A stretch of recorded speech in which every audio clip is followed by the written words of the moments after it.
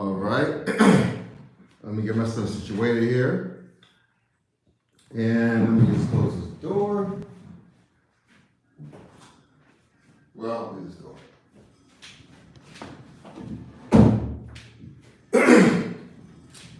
All right. Okay. So let's get it popping, shall we? First of all, welcome to my live. In this live tonight, I'm going to be previewing the 2023 college football season. I'm going to tell y'all who's going to win each conference with the records, with my predicted records, as well as who's going to participate in the college football playoff, and who's going to win the whole damn thing. Now, please continue to like, comment, share, subscribe. Even if you do not agree with anything I have to say, trust me, my wife doesn't either, but in any event, just leave a comment, share, subscribe, whatever, because in any event, you will be glad you did, and I'll be glad you did.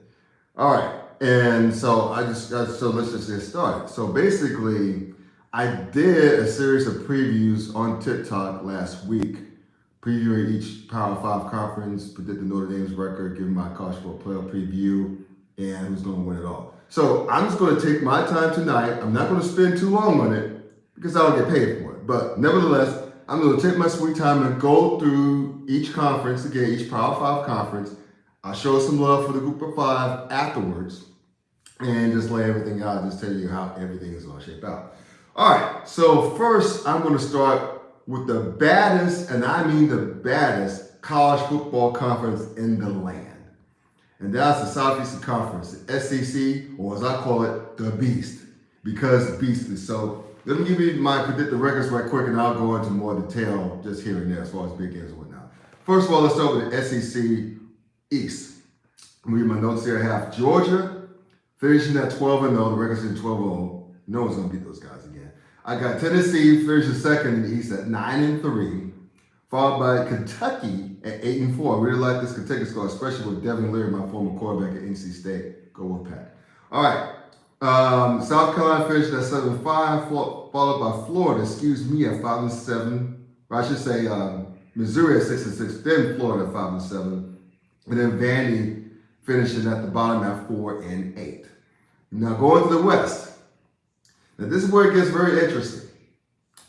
I have LSU finishing at the top of the Western Division. And by the way, if you have any comments throughout the live stream, I'm on my cell phone. So it's not like I'm on my laptop so I can respond back quickly. So if you comment or drop a comment or two, if I don't respond, please don't get mad if I'm not ignoring you. I just really cannot see y'all that well. But anyway, I'll continue. I got LSU finishing the top of the Western Division at 10-2, followed by Alabama at 10-2. And LSU gets the top because I have LSU going into Tuscaloosa and beating Alabama. You heard me correct. I think LSU is a great team. Well, great team, but a damn good team, I should say. Georgia's a great team. And plus, Alabama, yes, I know they decided on a quarterback. I'm just not too sure right now until I see otherwise. So after them, I got Texas A&M and Ole Miss finishing at 8-4. Jimbo Fisher may survive the year at Texas A&M, depending on how they're feeling about him. I got Arkansas finishing at 7-5, and Mississippi State and Auburn rounding at the bottom at 6-6. So obviously that means I have a rematch this coming year in the SEC title game of Georgia and LSU, with of course Georgia winning. So big games in the SEC. These are the games you need to watch for. So this may depend on how these teams will finish. It may determine how wrong I am on these records. So anyway, South Carolina and North Carolina, one of two big games in the conference games in week 1. Love week 0, but ain't nothing like a true week 1, right? So South Carolina, North Carolina, and Charlotte this Saturday, September the 2nd, is going to be huge. Wouldn't be shocked if South Carolina pulls it out. I expect North Carolina to win. But still, it should be an entertaining game. But the granddaddy of them all, LSU versus Florida State and Orlando, which will be a home game for Florida State. And yes, LSU travels well. I get Tiger Nation. Y'all travel well. But to me, this will make or break both squad seasons. I'll get to more on the Florida State momentarily when I get to ACC. But in LSU's case, I don't think LSU's going to win, but follow me for a minute. If LSU does beat Florida State, they have 11 wins in their future. Again, because I believe they'll beat LSU. They'll beat Alabama. I believe they'll beat Alabama this year, right? So it all depends on how they do in this game, right? So then follow that by Texas, Alabama. I think Texas is a damn good squad. Again, I'm not so sure with the quarterback position for Alabama. Of course, the Tennessee-Florida rivalry later in September. Also LSU. Keep your eye out on Tennessee and Alabama. That's going to be a good one. Tennessee won in overtime last season in Knoxville, Rocky Top. It's going to be entertaining in Tuscaloosa because this is a rivalry, folks. This is a petty rivalry. I have a buddy of mine who's from Alabama, a college friend, one of my college best friends, one of my best friends' college, I should say. He's petty as hell. Rocky Top Nation's petty as hell. That should be an entertaining squad. So, I already gave you my prediction for the SEC, so let's move on to the Atlantic Coast Conference, which is a conference of my youth. For those of you who do not know, I'm originally from Brooklyn, New York. That's where my mother's from. I got roots there and in Florida. That's where my mother's family's from. But I grew up in the great state of North Carolina. So, and I'm a graduate of North Carolina State University too. So I'm a proud Wolfpacker, but even though we can't beat anybody. But nevertheless, these are my predictions for the ACC in 2023. Again, I'm looking at my notes once again. I have Florida State finishing at a record of 11-1, followed by Clemson, obviously, but also at 11-1. I'll get to more of that in a second.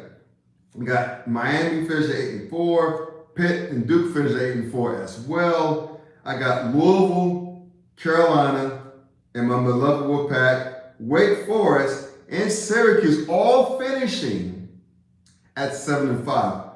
Now, I'll go back to NC State in a minute, but I'm going to just continue right now. We've got Georgia Tech, Virginia Tech, and Boston College finished the season at 5-7, followed by the University of Virginia, which they don't give a damn about athletics, but maybe except for basketball and baseball, at 3-9.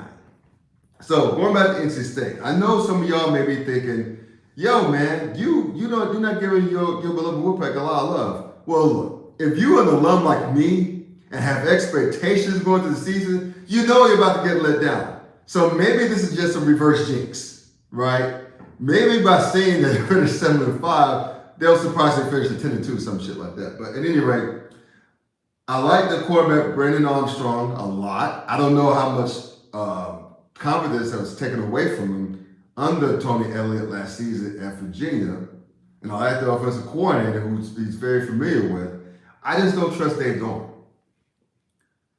And this is because there's a saying amongst ACC Nation, well, particularly NC State fans, that's when NC State doing NC State things. That means losing the games we should be losing, and just lots of mind-boggling, boneheaded shit that we do on the field. We'd be play calling, like bad clock management, whatever. We're prone to do all that shit, okay? So that's why I'm not too high up on my Wolfpack. Even though on paper we are probably better than we were last year. I don't trust Dave Doeren. I can't trust that fool as far as I can throw him. And, we got a hell of a defense. I can't trust Doeren. Unless he proves me otherwise, I don't trust that fool at all. I think Carolina's very overrated. I think they got Drake May and a bunch of dudes on offense and a horrible defense. I mean, their defense is so bad, my soon-to-be 50-year-old ass can hang 30 on them. That's how bad they are, okay? And unless they get mediocre play out of defense, 7 wins is the ceiling. It's the absolute ceiling. Now, one more thing, or 2 more things. Miami. I'm not going to get burnt by them again. I've been burnt by them year after year after year because they got the talent. They just don't know what to do as a team. Now, I like and trust Mario Cristobal. I trust him a lot. I think he'll eventually get his guys in. He's hell of a recruiter. And I think he's going to get that thing fixed sooner rather than later. It may start this season. Hell, they may get 9 wins or maybe 10. Who knows? But I think 8-4 is a safe prediction. Keep your eye on Pitt as well. They play hellified defense. I think that that Jacobus kid, the transfer from Boston College quarterback, I think he'll do well there. They still got a damn good defense. But really, I want to focus on Florida State and Clemson for a minute. Now, I have a saying. In order to beat a man, you have to beat the man. Right now, Clemson's the man. Florida State hadn't beaten the man in 7 straight years. Right? Now, although I have Florida State beating LSU, like I said earlier in the SEC preview, I don't think they'll beat Clemson in Death Valley in late September. But, here's a huge but, I think they'll get revenge on them rather, in the ACC Championship game in Charlotte. And by that should propel them further on to the playoffs, which we'll get to momentarily as well. But it depends on how things shape out. Don't be surprised if you have Clemson in the conversation for the college football playoff. That's maybe another team. Who knows? But anyway, I'm jumping the gun for a bit. I'll come right back to it. But like I said, I got Florida State winning the ACC and then becoming the man for the first time. And maybe put up with Florida State football fans. I'm one of them. I grew up loving Florida State football since I was a little boy. Again, my family's from Florida, namely Tallahassee, Florida. That's where my great grandmother used to live before she passed. But nevertheless, it will give some Florida State football fans their bragging rights. Probably want more money from the ACC, but that's another story for another time. All right. Top 10 games, top 10 must-watch games. I'm going to give just a few. I already talked about LSU and Florida State. If Florida State beats LSU, they should have a hell of a season. If they don't beat LSU, 10 wins is probably going to be their ceiling. Maybe 9. Another game to watch. Notre Dame at Clemson. I think Notre Dame is going to be pretty good. I'll get to Notre Dame near the end of this live when I preview them. But I think Notre Dame at Clemson, that's going to tell a lot. I like the quarterback, Sam, I forget his last name, just play at Wake Forest, right? Look like he's 35 years old with that beard. But anyway, that's going to be a big test for Clemson. I think Clemson will get revenge on them because they got curb stomped in South Bend last season. But it's going to be a hell of a game. Probably going to be one of the best games of the entire year, in my opinion. But 2 games, actually 1 game, that people are kind of sleeping on is Texas A&M at Miami. Miami shit the bed last year in College Station. We all remember that. Losing a game that they should have won, right? Maybe we propelled into a bowl. They finished at 5-7. I don't know how Texas A. I know I have Texas A&M finishing with 8 wins. I know that. I got Miami finishing 8 wins, with 8 wins. This is a flipping game, coin flip game, pick'em game. If Miami does beat A&M, they could be looking at 9 to 10 wins easily, because that's going to propel them. Because they have Miami has a cupcake schedule. They play Miami University this weekend, and I think they play Bethune-Cookman after that. So this is going to be this A&M matchup at Hard Rock Stadium. It's going to be a huge test for them, and I mean huge.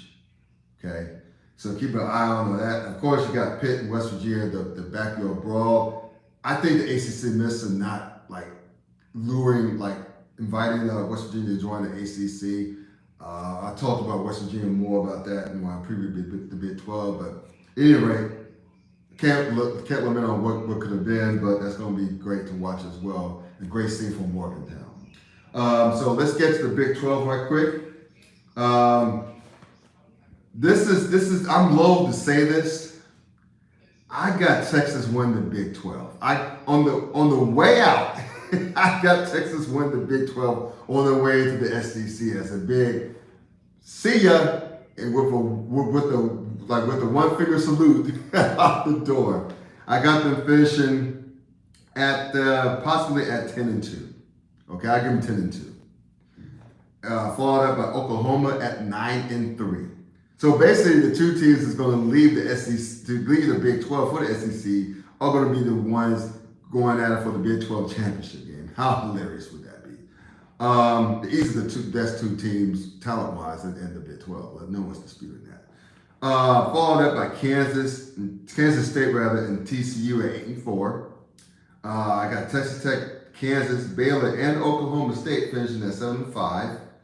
I have UCF, one of the newcomers from the American Athletic Conference, along with Iowa State and another newcomer, BYU, at 6-6. Well, along with Houston as well at 6-6. Followed by UC, University of Cincinnati at 5-7, and West Virginia at 4-8. Now I mentioned West Virginia earlier. Wouldn't that be interesting? Wouldn't it be interesting if West Virginia were in the ACC? Like I said, all of West Virginia's biggest rivals are in the ACC, Pitt and Virginia Tech. And some may argue Syracuse. They're all in the ACC, folks. Maybe Louisville too, all in the ACC. And one could say the same about Cincinnati if the ACC had invited Cincinnati, because their biggest rivals in the ACC, in my opinion, Louisville and Pitt, right? So, yeah. So I know I'm getting off topic here, but the point is that, and that's, I don't want to talk about expansion right now, but the point is if the ACC were a little bit aggressive, this would be a better conference because you have more rivalries and more must-see games. But again, we have to live in the present. And the present is West Virginia has only one natural rival, that's the Cincinnati. But outside of them, the closest school to them is in Ames, Iowa, I think, Iowa State. But anyway, I got Texas, as far as who's going to win the Big 12, I got Texas beating Oklahoma in the Big 12, like for the Big 12 title. Again, the two combatants saying a good old see you later, one finger salute, an FU to the Big 12 on their way to the SEC. And so, some big games to look for the Big 12.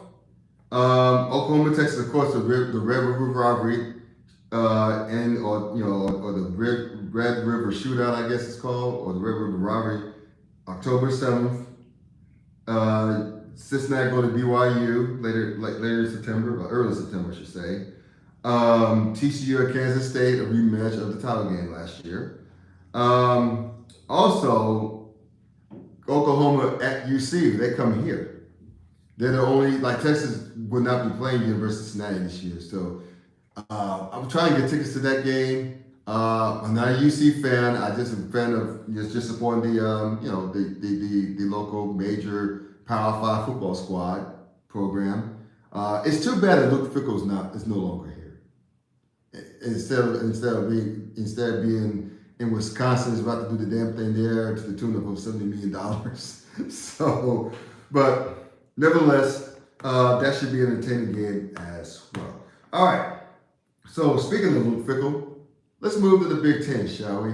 The richest damn conference in all of college sports. Jesus Christ, they're so fucking rich. But anyway, I'm going to start with the East, then move to the West again. Predicted order with the predicted records. So let's start with the Big Ten East. I have Michigan, the fighting Jim Harbaugh's, finishing at 11-1. I have Ohio State next at 10-2, with Penn State as well at 10-2. I got Maryland at 7-5, Michigan State at 6-6, Rutgers at 5-7, and Indiana at 4-8. Move to the West. With Luke Fickell, going to have those boys win the Western Division. So I got Wisconsin finishing with a 9-3 record, followed by Iowa at 8-4, Minnesota at 7-5, Illinois and Nebraska finished at 6-6. And Matt Rule's first season at Nebraska, I think he'll do a good job there, but it's going to take up some time. Followed by Purdue at 5-7, and the scandal-ridden Northwestern University Wildcats finishing at 3-9. So I have Michigan obviously playing Wisconsin for the Big Ten title, with Michigan winning it, and probably going to the college football playoff. Now, this sucks for me. I don't dislike Michigan. I don't dislike Ohio State, even though Ohio State fans just kill me.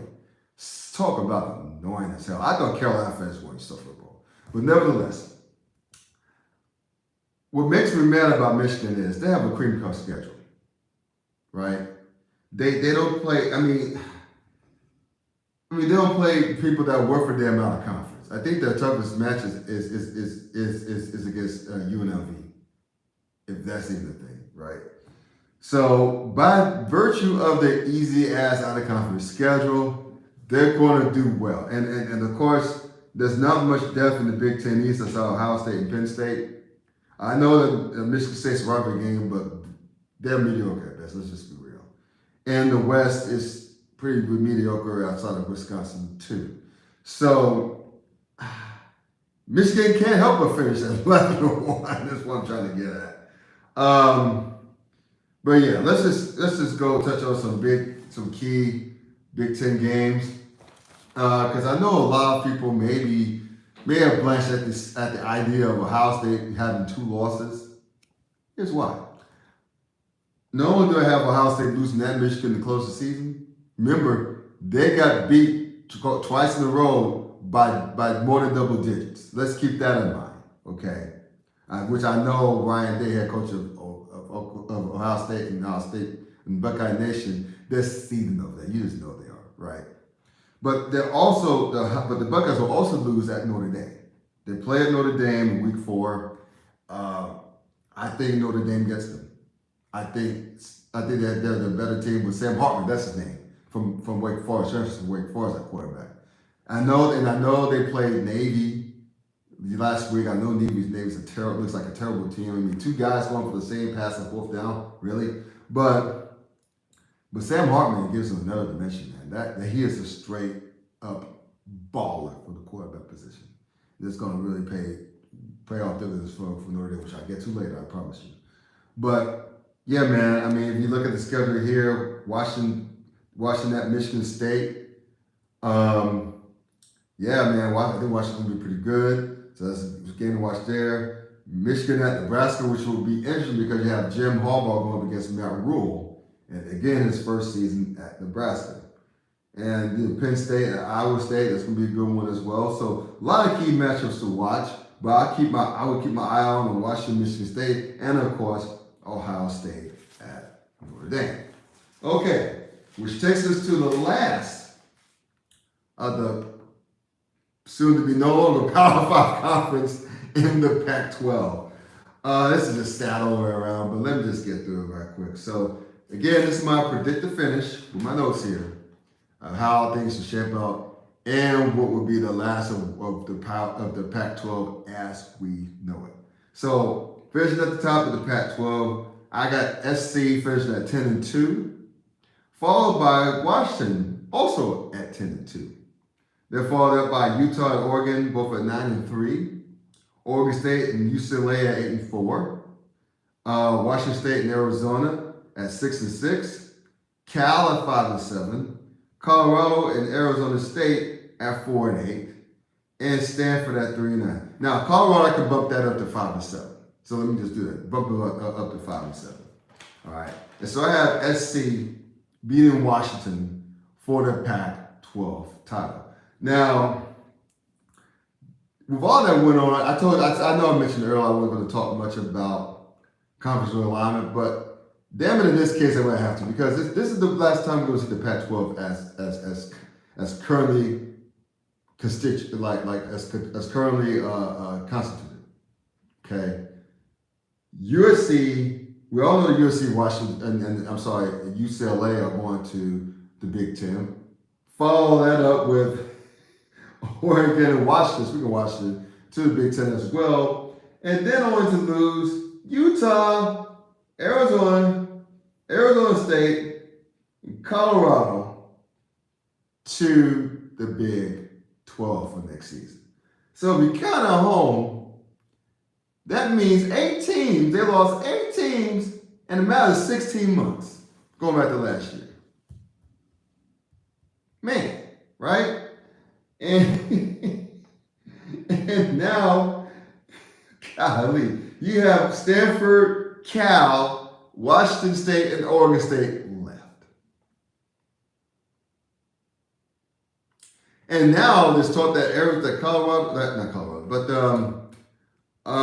Stanford and Cal and SMU may be going to ACC, which is even more stupid.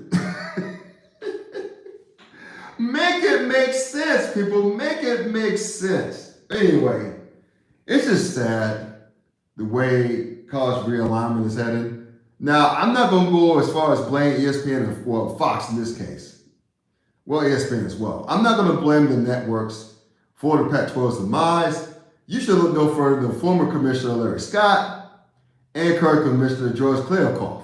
They've both given a master class on how to not run a Power 5 conference effectively and how to not handle college realignment effectively. A two-part TED Talk, two-part masterclass. That's the Pac-12, ladies and gentlemen. And whatever the hell is going to be called next year, who knows? But anyway, let me just get to the big games this year. Must-see matchups in the Pac-12. Oregon, Washington, of course. But Florida, Utah. That's going to be, I think, it's this weekend, as a matter of fact. I think Utah is going to get their get back. I think it's going to be ugly. I don't think Florida's going to be any good, as I mentioned earlier. Oregon, USC, of course. The last year, I call it still the Civil War, but they call it something else. But Oregon to Oregon State, that's going to be sad. Between them and Washington State, I know both Oregon and Washington said that they've been saying the right things and saying that they're going to keep the rivalry alive with those two schools, Oregon State and Washington State, respectively. But that's just sad. I don't think they're going to keep the rivalry going, right? Because it's going to be a good chance that both Washington State and Oregon State are going to be Group of 5 schools in the Mountain West. So imagine being an institution that's making $30 million a year, going from that to possibly $5 million a year. That's what's staring Washington State and Oregon State in the face right now. And possibly Cal and Stanford as well. Depending on how things shape out with ACC expansion. Okay? But I mentioned this earlier while talking about the Big 12. Keep an eye on Colorado and TCU this weekend. Like I said, I said in the TikTok video that I think Deion's squad is going to win 5 games this year, and I think it's going to be at least a 3-year process of getting them back to national relevance. And I think they'll do better in the Big 12 next year because Deion wants to recruit the state of Texas really bad. Excuse me, but I think Colorado still has 5 wins this year. They beat TCU though. They may be looking at 6, maybe 7. Who knows? You know how crazy the confidence is. So, yeah. And last but not least, Notre Dame. Those bastards who refuse to join the conference for some reason. I got them finishing at 10-2. Okay. Look at the schedule here. They got a cupcake schedule too for the most. Well, kind of so for the most part. They host Ohio State. They go to Clemson, as I mentioned earlier. But dig this though. I got them beating Ohio State. I got them losing at Clemson. And I also have them losing against USC. Now, I could be wrong about the USC game. I could be wrong about the Ohio State game. Who the hell knows? But against USC, USC has too many athletes. They still got Caleb Williams, the Heisman frontrunner, may win back-to-back Heismans, but when it's all said and done, possibly the first and second quarterback to be taken in the next year's draft too, by the way, after Drake May, depending on who fancies who, as far as teams. But that USC Notre Dame game is probably going to be high scoring. Caleb Williams versus Sam Hartman, look the hell out. But yeah, I have Notre Dame finishing at 10-2. Now let's give some love to the Group of 5 first. So in the American Athletic Conference, I have Tulane repeating as conference champs. I got Coastal Carolina winning the Sun Belt. I have Toledo winning the MAC, aka #MACtion. I got Boise State the OGs won the Mountain West, and they have the Fighting Trent Dilfers at UAB, University of Alabama, Birmingham, winning conference. No, they're not Conference USA anymore.